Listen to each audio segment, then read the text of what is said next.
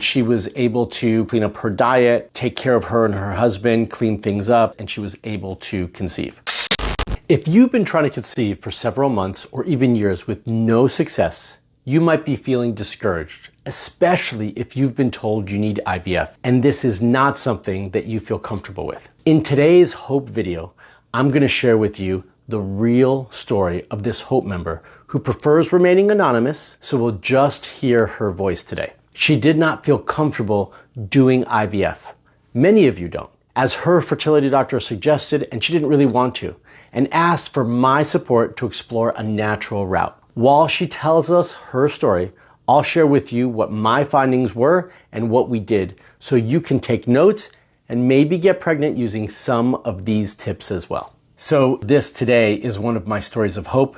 We're going to hear from her right now. Let's hear from Jessica. We were trying to conceive our second child probably about 3 years ago. So I was about 38 at the time. Initially, I thought it'd be quite straightforward, no issues, because we didn't have any. It wasn't too difficult with our first child, but yeah, it just wasn't happening. So for several months, nothing much was happening. And, had initial tests with a GP, my primary care doctor. There was, nothing too significant going on. My husband did have a semen analysis done, which did show some minor issues there. So I want to talk about two things here, just as we get into it. One is, she said they had no problem getting pregnant the first time, but they did have difficulty the second time. And it's called secondary infertility. Not uncommon. We see this very, very often, unfortunately. And typically what I find is that something happened either during pregnancy or more common postpartum that now has changed your body, your hormones, your constitution, and has made it more difficult for you to conceive. Some of these things that happen is your life is just not the same as it was before.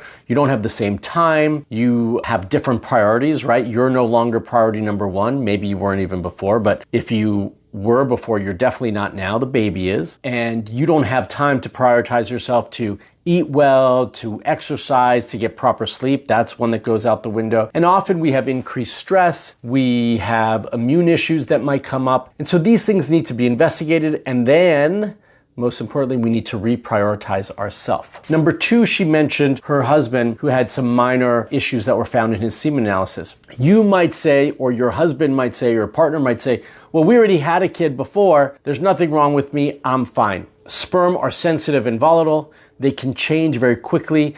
And for a lot of the same reasons, if you're not sleeping well, if you're not taking care of yourself, you're not eating well, you're not exercising again after having a child, right? Then it's very easy for the sperm to change and be impacted by that. So I really want to encourage all of you to reprioritize yourselves. Don't ignore the male side of things just because you've had a child before, and really start to make changes moving forward, which is exactly what she did. Just, trying to do things naturally, really. And just nothing much was happening. In the subsequent months and years or whatever, unfortunately, I had 3 miscarriages in total in that time frame. And, I was getting more and more, upset and, really wanting for this to happen. We were kind of exploring the IVF route and, the assisted conception route and kind of going down that pathway. And it seemed very complicated, and it wasn't something I really wanted to do at all. I was, always wanting to do things as naturally as possible. So she mentioned she had 3 miscarriages. Those came after, by the way, after she had her healthy baby and pregnancy. Again, which is not uncommon to see for the same reasons that I mentioned before, right? Autoimmune issues are more common, and stress, lack of proper taking care of ourselves, lack of sleep. These are all reasons that I see for this situation to occur. There are other reasons that might cause miscarriage, by the way, but in this situation, I don't believe, and I didn't believe at the time, that that was an issue. And male factor as well could be an issue, which is why the male side was so important.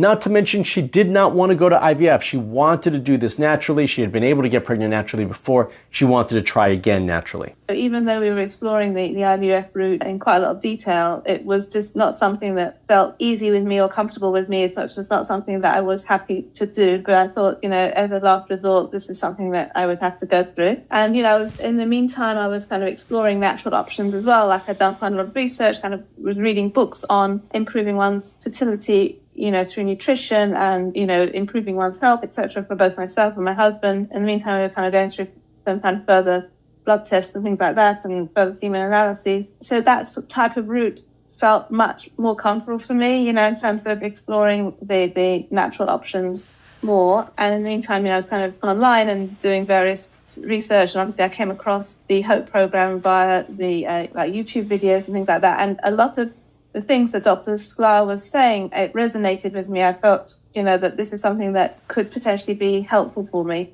And so by the time I applied for the program, that was in August, I think, of last year, so 2023. And I think at that point I was probably quite distressed, quite desperate, because unfortunately I'd gone through another miscarriage again.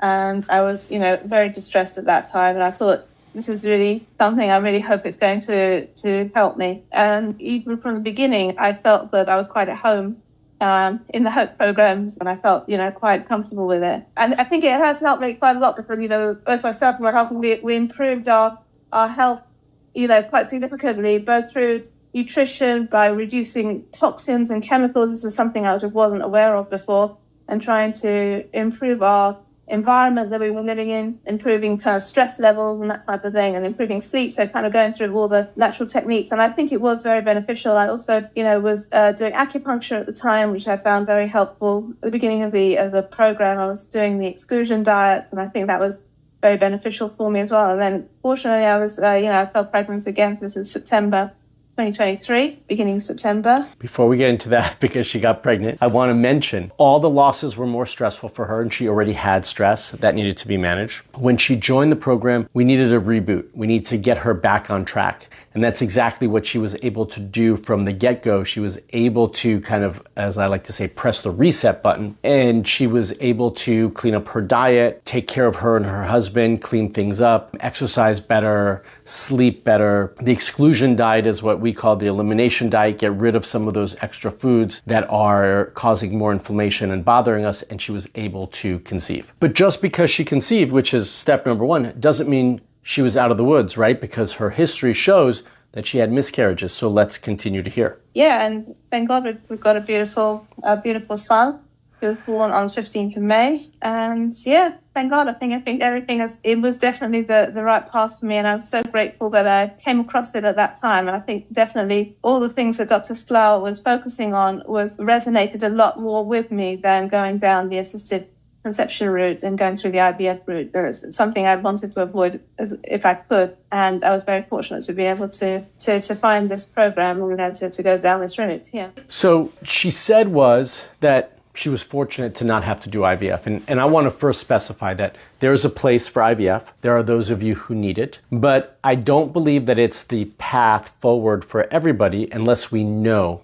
And we didn't know for her. We didn't know if going down the path of IVF would have changed her outcome, would have prevented her from having a miscarriage. If we don't know why she's having those losses, then we don't know if IVF can prevent it, right? And really where IVF prevents miscarriages primarily, and in most clinics, like 90% of clinics where they are approaching things in a very conventional IVF way, then for her, the only way would be if all of those losses, all of them, were genetic based. There was some sort of abnormality with the fetus that caused the loss. Maybe one of those were. Odds of all three being, not quite. And so when we did our investigation for her, as we were planning to create her plan for her, we needed to do this investigation, this deeper dive. What I was able to recognize and see was one, again, she wasn't sleeping regularly. So we needed to improve her sleep, not just the quality of the sleep, the length of time of the sleep and the time in the evening that she was going to bed. So we needed to improve that, number one. That happens very frequently when you have little ones, right? Number two, we needed to reprioritize her diet, which she said. All of these things were causing more stress on her body and causing her to have an autoimmune response. And so we were able to determine what that was, create a plan to support that. So that way, one, she could get pregnant again, but two, more importantly, that she could stay pregnant. And that plan allowed her to be able to hold and maintain that pregnancy for sure through the first trimester and beyond. And if she already hadn't set up that foundation to have all those principles in place, when she got pregnant, it would have been more stressful.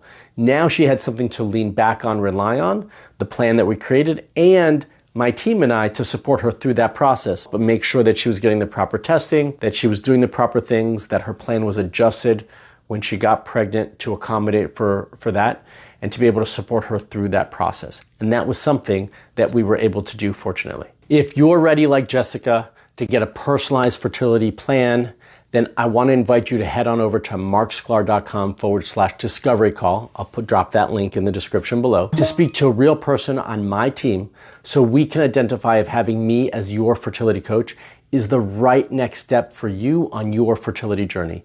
It was the right next step for Jessica. Is it the right next step for you? And you could talk to our team to find out. Additionally, I'm going to leave you with other stories of hope so you can regain more of your hope and hopefully find more resources to allow you to get pregnant sooner. And I'm going to leave those links in the description below as well. Until the next video, stay fertile.